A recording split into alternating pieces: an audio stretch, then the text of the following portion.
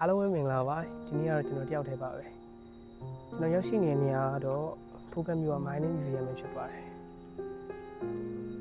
ကျွန်တော်တို့ဒေတာကြည့်လိုက်အောင်